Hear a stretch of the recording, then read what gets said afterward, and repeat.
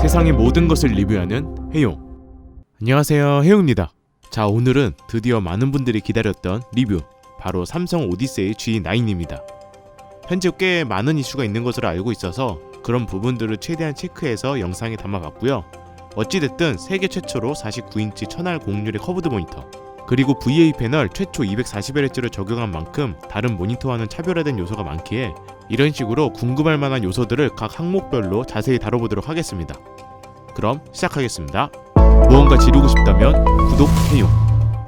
현재 판매 가격 196만원으로 되어 있지만 오픈마켓 기준 할인을 받아서 170만원대로 구매를 했고요. 모니터 가격 치고는 진짜 상대적으로 기본 가격 자체가 워낙 비싸서 그렇지 19만원 상당의 스피커와 10만원의 이제 상품권까지 사은품으로 주기 때문에 처음 예상했던 가격보다는 아주 조금 저렴한 편이라고 생각을 합니다. 패키지가 상당히 큰데 거의 패키지 크기만큼 제품 크기라고 보면 되더라고요. 세웠을 때 제 가슴 위치까지 올라왔고, 모니터 조립에 경험이 많이 없다면 혼자보다는 둘이서 하는 걸 추천드립니다. 무게도 스탠드 제외 14kg이라서 정말 무겁습니다. 그리고 워낙 커브드가 파손에 민감하고 이 모니터의 경우에는 공률이 정말 심한 커브드라서 꼭 스티로폼 위에서 작업을 해주셔야 됩니다. 저는 아예 스탠드까지 다 장착한 후에 박스에서 꺼냈고요. 정말 안전하게. 디자인을 보면 기본적으로 이렇게 큰 모니터지만 스위블, 엘리베이션은 다 가능합니다. 다만 피봇은 불가능하고요. 그리고 틸트도 가능은 했지만 각도가 꽤 작은 편이라서 거의 이 정도만 가능하다고 보면 될 것 같고요. G7과 동일하게 내장 스피커는 당연히 없습니다. 전체적으로 빌드 퀄리티나 마감은 정말 만족스러웠고, 화이트 색상으로 전부 유광 코팅 처리를 했고 소재도 단단해 보이면서 이쪽에 오디세이 실버 로고 포인트도 괜찮았고요. 그리고 OSD 버튼은 우측 하단부에 배치되어 있는데 조그 다이얼처럼 방향으로 움직여서 컨트롤할 수 있었습니다.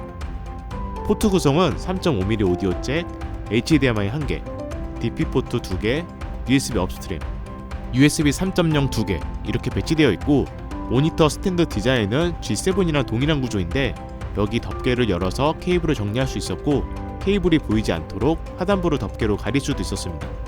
스탠드 후면에 헤드셋을 걸 수 있는 거치대도 동일하게 있고요. 다만 확실히 디스플레이가 거대하고 무거운 만큼 스탠드가 워낙 커서 이런 식으로 책상 폭이 짧을 경우에는 거의 책상의 절반을 차지하는 경우가 생기기 때문에 모니터함이 필요한데, 문제는 또 이게 무게와 공률을 지금 버티는 모니터함이 현재 없는 것으로 알고 있습니다. 지금 살짝 아래로 처진다는 얘기가 있어서 뭐 시간이 지나면 개선되어 출시되겠지만 암튼 현재로서는 그런 상황입니다. 그리고 이 부분은 이번 G7, G9 오디세이 시리즈의 디자인 포인트, 바로 인피니티 코어 라이팅인데 라이팅이 생각보다 약하긴 합니다. 단색, 레인보우 효과 등등 여러가지 설정이 가능한데 육안으로 봤을 때는 정말 멋있고 밝기도 어두운 편은 아니지만 막 RGB 조명처럼 다른 영역까지 비춰질 만큼 빛의 세기가 강한 편은 아닙니다. 싱크 기능이 없는 것도 아쉽고요. 그래도 뭐 역시 디자인 자체는 확실히 엄청 멋지고, 그냥 보면 G7 코어 라이팅과 비슷해 보이지만 더 크고 디자인도 살짝 달라서 훨씬 사이버틱한 느낌이 들더라고요. 이번에는 디스플레이를 보겠습니다. G7과 동일하게 VA 패널이지만 퀀텀 다 컬러가 적용된 VA 패널이고요. 색 영역은 sRGB 125%, DCI-P3 95%, 오도비 RGB 92%, 명암비는 2500:1, HDR 1000을 지원하고 있습니다. 즉 기존 VA 패널보다는 훨씬 좋은 색감을 가지고 있습니다. 기존에 제가 가지고 있는 IPS 패널 모니터랑 비교를 해봐도 저는 이 정도면 VA 패널 치고는 충분히 괜찮다고 생각됩니다. 게다가 240Hz 상태에서 10비트 컬러를 지원하고 있고 444 크로마 서브 샘플링도 지원하고 있고요. 디스플레이 크기는 32인치나 34인치 모니터 이런 거랑 비교를 해보면 세로 길이는 짧은 편이라서 그냥 쉽게 27인치 모니터 딱 2개 붙여놓은 크기라고 보시면 됩니다. 다만 32:9 비율이 아닌 다른 비율에서는 G-Sync 작동이 안되고 21:9 비율은 양면 블랙바가 아닌 사면 블랙바가 생겨서 사용시 블랙바가 거슬리기 때문에 이 부분이 조금 아쉬웠고, 디스플레이 해상도랑 주사율을 설정하려고 했는데 처음에 딱 최대 120Hz까지만 가능하더라고요. 240Hz 설정이 안돼서 원인을 찾아보니까 이게 처음에 모니터 OSD 메뉴에서 240Hz를 따로 설정해서 활성화를 시켜줘야 이렇게 선택이 가능했습니다. 단 여기서 단점이 하나 있었는데 240Hz 설정 시 해상도 변경이 불가능합니다. 즉 32대 9 비율이 아닌 21대 9 비율의 해상도로 변경을 해서 사용을 하고 싶을 때는 240Hz 주사율을 포기해야 됩니다. 이 부분은 꼭 참고하시면 좋을 것 같습니다. 그리고 당연히 240Hz는 RTX 그래픽 카드랑 DP 케이블 연결 시에만 사용이 가능하기 때문에 이 점도 주의해 주시고요. 근데 사실 이 정도 해상도에 240Hz는 어차피 제대로 못 뽑아내기 때문에 그렇게 체감상 불편하다는 느낌은 없을 겁니다. 그리고 아쉽게도 리뷰를 하면서 발견했는데 좌측 상단 끝쪽에 불량화서 암점이 몇 개 발견이 돼서 AS를 요청한 상태고요. 구매하실 분들 다른 후기를 보니까 좌측 상단 프레임 들뜬 현상, 그리고 빗셈 단차 문제도 있는 것 같은데 비싸게 구매한 만큼 꼭 디테일하게 체크해야 될 것 같습니다. 저는 단차나 프레임 들뜨는 현상, 빗셈도 거의 심하진 않았는데 암점 때문에 교환받고 다시 싹 다 확인해봐야 될 것 같더라고요. 오디세이 G9의 경우 배사 인증을 받은 HDR1000을 지원하고 있습니다. 즉 기존에 효과가 거의 미비했던 HDR400이나 600보다 1000이 되니까 확실히 기존에 경험했던 HDR과는 느낌이 다르더라고요. 이건 제가 적용 전과 적용 후를 그냥 보여드리는 게 가장 이해가 빠를 테니까 보여드리겠습니다.